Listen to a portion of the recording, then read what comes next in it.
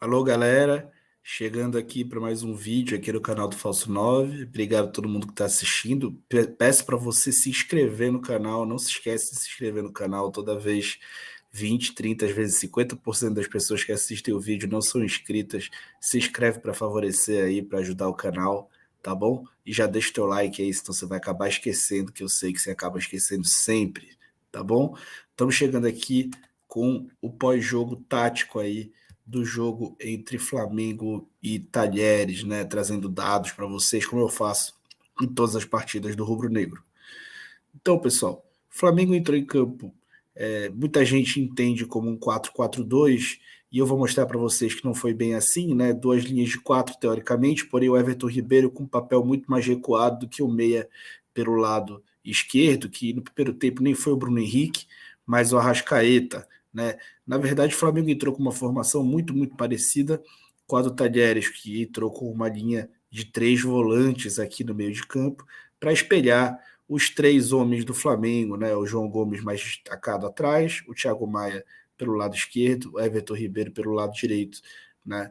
Com o Bruno Henrique mais à frente do que o Arrascaeta na primeira etapa, vou mostrar para vocês. Né? Aqui o primeiro lance, né, como é que o jogo foi se desenrolando, o jogo iniciou com o Talheres fazendo essa marcação alta, muito bem encaixada e dificultando a saída de bola do Flamengo, né? No lance do gol, do primeiro gol do Flamengo, inicia numa saída de bola e que o Flamengo tem dificuldade de sair de trás, até que o Arão encontra esse passe vertical entre as linhas, né, de marcação alta entre a linha, né, de marcação alta do Tajeres e acha o Everton Ribeiro, né?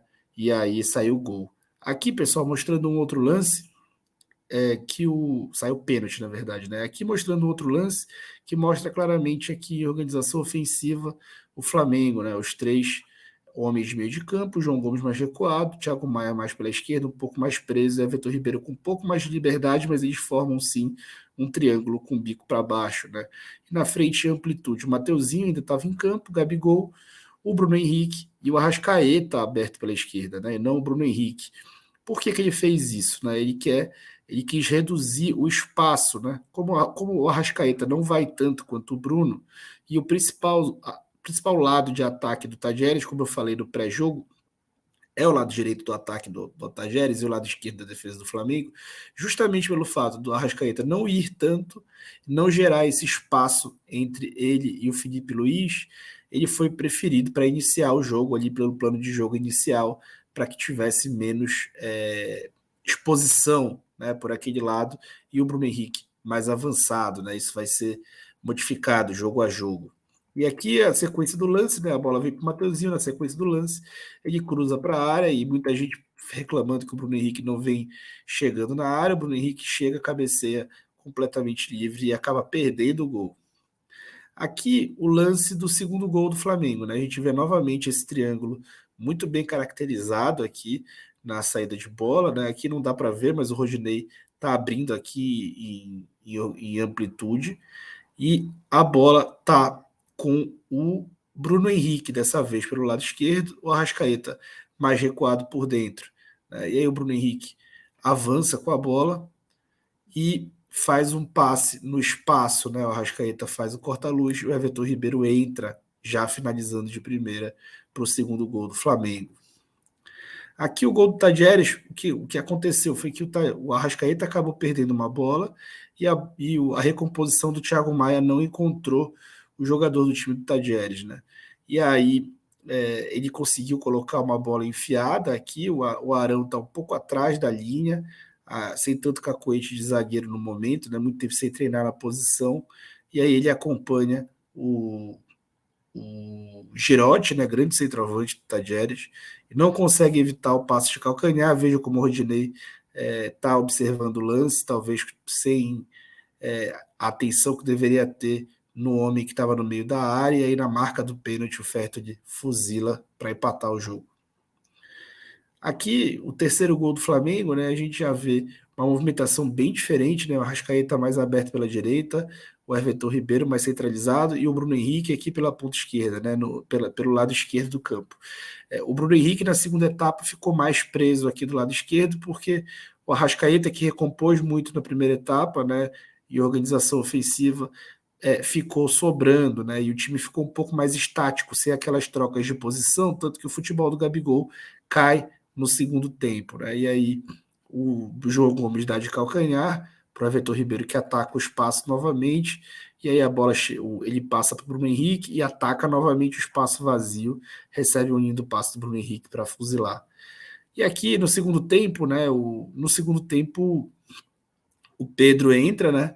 Entra o Marinho também, justamente para ajudar essa recomposição, junto com o Léo Pereira, porque o Pedro Caixinha muda o time dele, coloca o Valois pelo lado direito, que é um ponta destra, né? Diferente do Esquivel, que começou o jogo, e por ser um ponta destro, ele tem características de linha de fundo, a mesma coisa ele faz com o Martino, do outro lado, que é um ponta canhoto, que também é lateral, aí, lateral de formação, com características de linha de fundo. E aí ele lança o Michael, que é um outro centroavante ao lado do Girotti, né? E aí a intenção dele é colocar dois homens altos na área e ter dois jogadores capazes de cruzar. E aí, observando esse perigo na linha de fundo, o Paulo Souza lança o Marinho em campo, né, no lugar do Bruno Henrique, para que ele possa fazer essa recomposição. E logo no primeiro lance dele, ele salva uma bola importante, né? O Pedro no ataque acaba dando maior profundidade no time, como o time não podia mais ter a mesma movimentação para não continuar se expondo, ele acaba sendo mais útil até ao time, né? E gerando jogadas de profundidade como essa, onde ele consegue prender a linha de defesa do Tajeres. Ele teve uma grande chance de gol nesse lance e acabou não convertendo, né? Depois de uma boa jogada e de um passe de letra do Everton Ribeiro, que jogou um absurdo, né, de bem nesse jogo. Aqui falando um pouco das estatísticas, né, vejam como o Flamengo criou muito, né, criou 10 chances de gol na partida e dessa vez sofreu bem menos, né, sofreu só 3 chances de gol adversário contra 7 que ele havia sofrido na última partida. Eu indico que você dê um print aí dessa tela para não ficar narrando uma por uma, eu vou mais destacar aquilo que funcionou bem, né? Então, os ataques posicionais do Tajeres funcionaram bastante bem, né? O Flamengo não soube defender isso tão bem como defendeu nos outros jogos, muito por conta dos erros de passe, né? Que veio que o Flamengo teve aproveitamento de passe pior do que do último jogo, mas se fosse puxar o recorte do primeiro tempo, seria pior ainda, né? Então o Flamengo teve essa deficiência nos passes na primeira etapa, né? O Flamengo entrou 15 vezes na área do Tajeres, nem tanto quanto no último jogo, né? Foi um jogo de menor profundidade, por ter feito o gol relativamente cedo no jogo, conseguiu explorar transições, né? Contra-atacou bem e acertou 19% dos contra-ataques, né? Conseguiu finalizar 19% das vezes que contra-atacou, enquanto o Tajeres só conseguiu finalizar 9% das vezes que contra-atacou, né? O Tajeres não costuma fornecer muitas chances de gol, né? Geralmente ele fornece uma por jogo, no último jogo tinha fornecido só uma, nesse jogo foram 10, né? O XG do Flamengo foi 1,8, o XG do Talheres foi 1, né? Então o Flamengo teve um bom aproveitamento das chances e conseguiu fazer essa superioridade ser exposta no marcador, tá? Basicamente isso, vamos passar aqui. Aqui, pessoal, eu trouxe esse slide para mostrar para vocês o quanto o Flamengo errou de passe no meio de campo, né? No primeiro tempo, vejam a quantidade de passes errados nessa zona central e alguns bem perigosos, né? Especialmente aqui, ó, pelo lado direito do início da construção, né? Então, o Mateuzinho errou muito passe enquanto esteve em campo, Rodinei depois nem se fala, e o próprio João Gomes acaba caindo bastante por aqui, errou bastante passes nesse jogo, especialmente na primeira etapa, né? Participa muito do jogo, faz muita roubada de bola, é brilhante no fundamento, mas ainda erra muitos passes, né? Isso até foi destacado pelo Paulo Souza na coletiva, e eu havia também tuitado sobre isso no intervalo. Aqui a origem dos passes de cada time, né? Então veja como a marcação alta do Tajeres no início do jogo fez com que o Flamengo trocasse muitos passes na defesa, mais do que o comum, né? E bastante passes no meio de campo também, né? Uma presença pequena no último terço, muito por conta da falta, né, de um centroavante mais fixo, mas o Flamengo conseguiu, com as suas movimentações, finalizar bem as jogadas e trabalhou muito em transição, então eu chegava no último terço mais para ser finalizada do que para ser passada, né? O Flamengo fez a mesma coisa com o Tajeres, a quantidade de passos do Tajeres menor, porque teve muito menos a bola, mas conseguiu também que o Tajeres não trocasse muitos passes dentro da sua área, mas trocasse passes assim mais na zona de meio de defesa.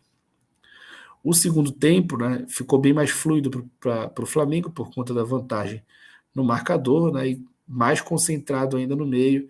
E após a entrada do Andrés, especialmente, o time conseguiu controlar bastante o jogo porque ele acertava os passes, né, teve um aproveitamento alto de passes junto com o Everton Ribeiro. Né, e aí já uma presença muito maior no último terço, né, especialmente depois que o Pedro entra, consegue até finalizar 2 bolas com muito perigo. Aqui é as origens de finalização, né? Veja como o Flamengo finaliza 7 vezes dentro da área, né? Sendo 4 delas no gol, né? Fora essa aqui que está na linha, aqui na linha da área. Né? Então, o Flamengo acabou tendo uma quantidade de chutes um pouco maior do que a do Tadieres, que também ameaçou o Flamengo. Né? O Flamengo não jogou tão bem assim quanto muita gente acha, né? Mas teve sim uma evolução grande. Né? Aqui falando sobre os jogadores, né, individualmente, aqui dá para destacar no Flamengo o Ilharão, né, com os passes de ruptura, né, ele teve 91% de passes, né, de acerto de passes, e ele acabou, né, fazendo aqueles passes que eu mostro no primeiro slide, né, e isso acabou sendo decisivo, né, para que o Flamengo abrisse o placar e avançasse no jogo.